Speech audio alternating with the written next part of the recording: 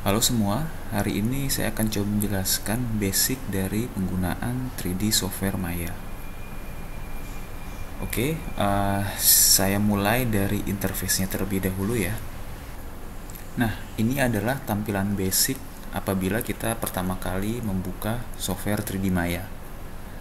Di sini yang pertama saya coba jelaskan adalah bagaimana caranya mengatur atau memutar viewport.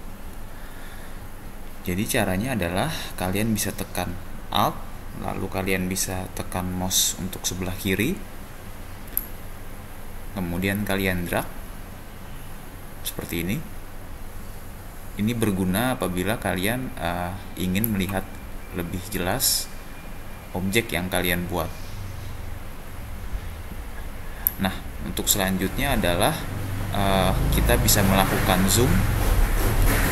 Shortcutnya adalah kalian bisa langsung saja scroll mouse seperti ini untuk zoom in dan zoom out. Lalu selanjutnya untuk pen ya, pen shortcutnya adalah kalian tekan Alt dan kalian tekan middle mouse atau scroll, kemudian kalian drag seperti ini.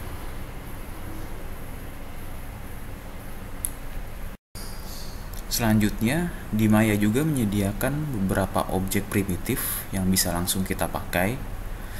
Antara lain di sini ada dalam tab modeling, atau kalian juga bisa kita bisa langsung saja ke dalam tab create. Di sini ada polygon primitif.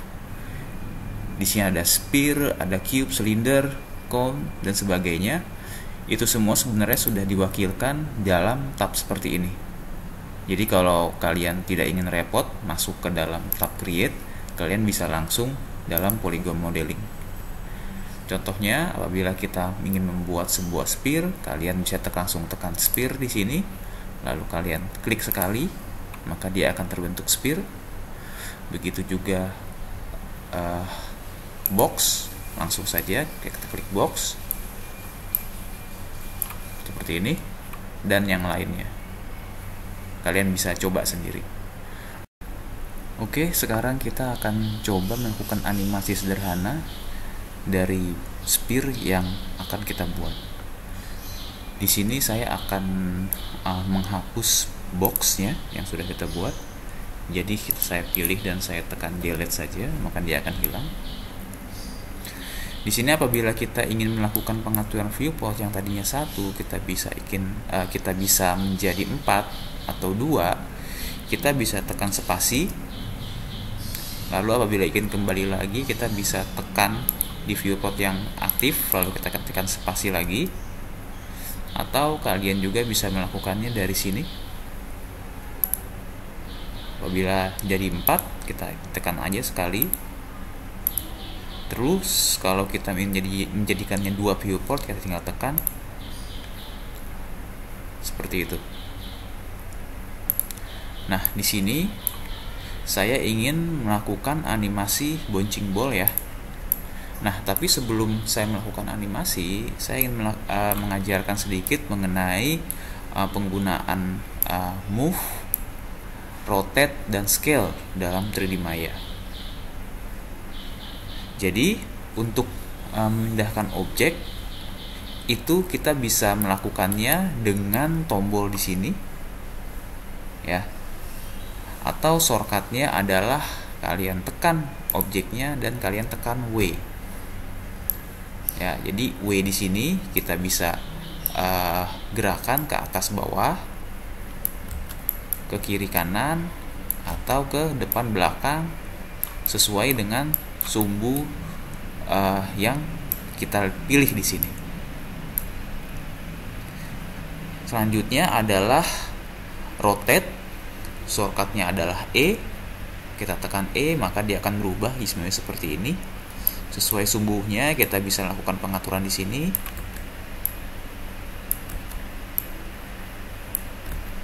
Seperti itu. Yang terakhir adalah scale atau shortcutnya R. Apabila kita ingin memperbesar atau mengecil sphere ini secara keseluruhan, kita tinggal arahkan kursornya di tengah-tengah.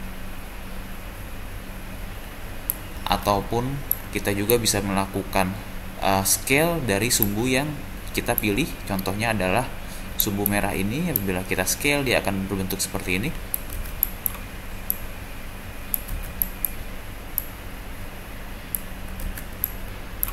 Oke, seperti itu ya.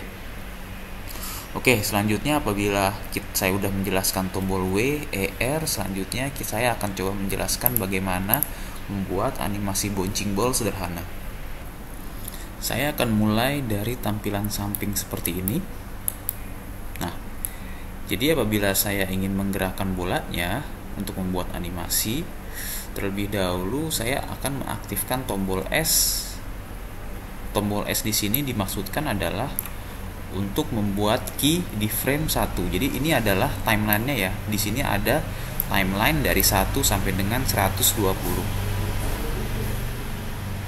Nah, apabila kita ingin membuat key di frame 1, maka kita select bolanya. Lalu saya akan tekan S di keyboard untuk membuat key baru. Begitu saya tekan key di keyframe 1, maka dia secara otomatis akan membuat key ditandakan dengan adanya garis merah di sini. Contohnya adalah saya tekan S sekarang. Nah, otomatis dia langsung membuat garis merah di sini yang menandakan bahwa kita sudah membuat key di frame 1. Setelah itu saya akan geser di sini, misalkan saya akan geser ke frame 10. Lalu saya akan naikkan bolanya. Kemudian saya akan tekan S lagi. Maka dia akan terbentuk keyframe di frame 10.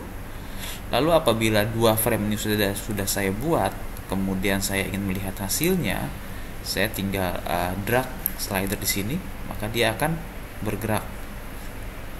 Atau kalau kalian mau ngeplay, kalian bisa tekan play di sini. Nah, begitu dia ke atas, maka dia sudah tidak bergerak lagi karena di atas frame 10 di sini itu kosong, tidak ada animasi, makanya dia sudah tidak bergerak. Untuk membuatnya turun lagi, berarti kita harus menggeser. Contoh misalkan ke frame 20, kemudian saya turunkan lagi. Setelah itu saya tekan S untuk membuat key baru. Seperti itu. Maka apabila saya geser dari frame 1, saya play, dia akan naik.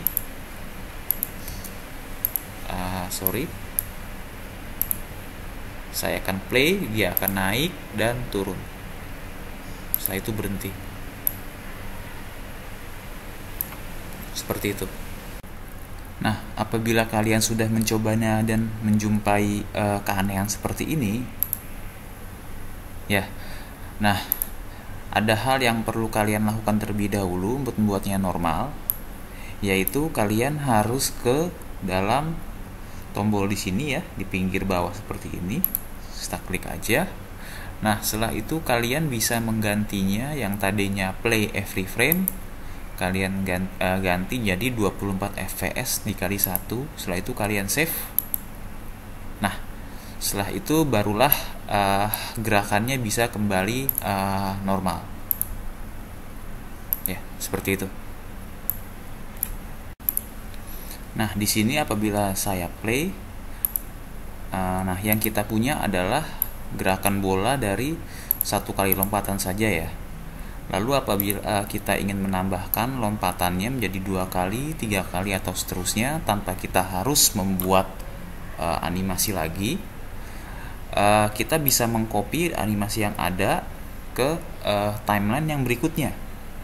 Caranya adalah kita klik objek terpilih, kemudian kita bisa pilih keyframe dari 10 sampai 20, kemudian kita menaruhnya di frame 30, di frame 40 dan seterusnya.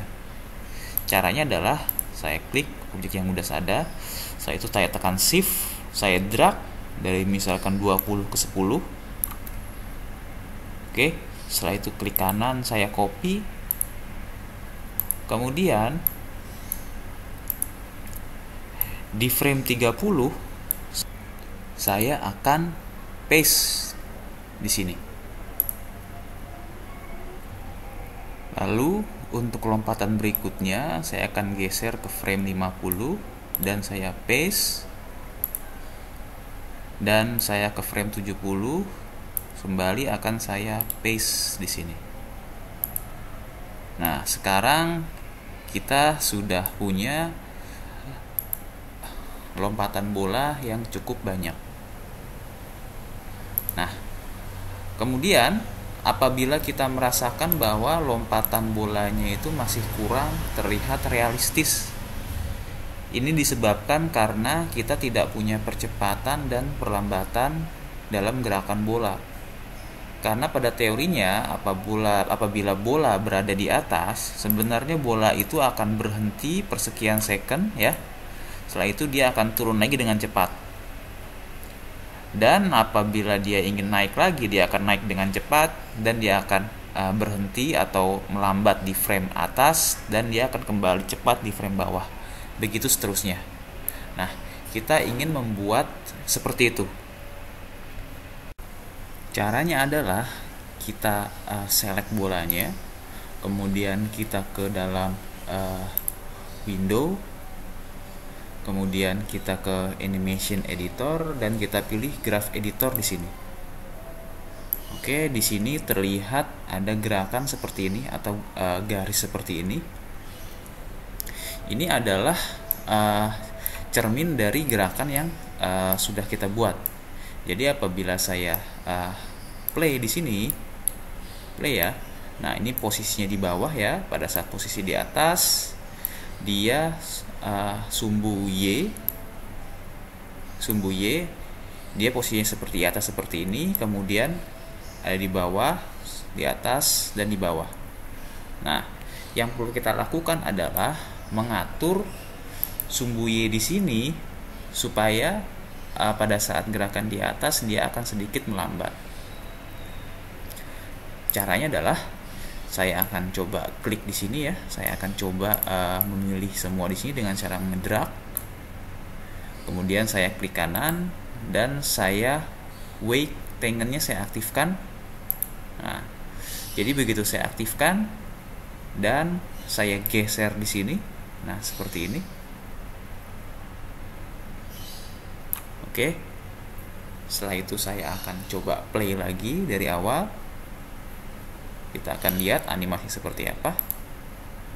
Nah, seperti ini. Jadi sekarang animasi yang kita buat dia lebih seperti bola memantul ya. Jadi lebih terlihat realistis. Ini dikarenakan saya memainkan graph editornya.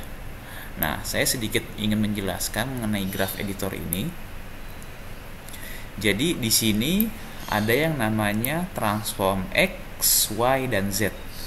Apabila di sini saya aktifkan translate Y saja, maka garis yang di bawah seperti tadi nih saya aktifkan semua. Ya, apabila saya aktifkan yang Y saja, translate Y saja, maka yang lainnya akan hilang. Ya, jadi itu dikarenakan karena tiap-tiap bergerakan atau tiap-tiap sumbu itu ada graph editornya. Nah, di sini yang ada itu adalah translate Y. Translate Y itu adalah gerakan atas dan bawah. Ya, bisa dilihat di sini apabila kita ingin menggerakkan bola ke atas. Kita lihat ya, kita perhatikan di sini apabila kita ingin menggerakkan bola ke atas. Nah, maka yang bergerak, kita lihat yang bergerak itu adalah translate Y atau sumbu Y. Kita Ctrl Z lagi ya. Makanya karena itu di sini yang bentuknya seperti ini, yang bentuknya bergerak dan tidak lurus aja, itu adalah sumbu Y atau translate Y di sini. Seperti itu. Nah, apabila translate Y-nya itu saya buat mendatar di bagian atas, otomatis pada saat dia naik dia akan melambat sedikit dan pada saat dia turun dia akan cepat. Seperti itu, konsepnya seperti itu. Kita coba play lagi. Oke, seperti itu. Nah, selanjutnya adalah Saya akan menjelaskan mengenai timelinenya ya. Nah, di sini animasi kita lihat berhenti di frame 80, sedangkan frame yang kita punya itu adalah 116, bisa dilihat di sini. Apabila kita ingin menjadikannya menjadi 80, kita tinggal geser di sini ya, kita geser di sini, kita samakan menjadi 80, ataupun kita bisa langsung mengetikkannya di sini menjadi 80 dan saya akan enter. Oke, setelah itu saya akan play, dia akan melakukan gerakan looping terus. Dia akan kembali lagi looping dari awal seperti itu.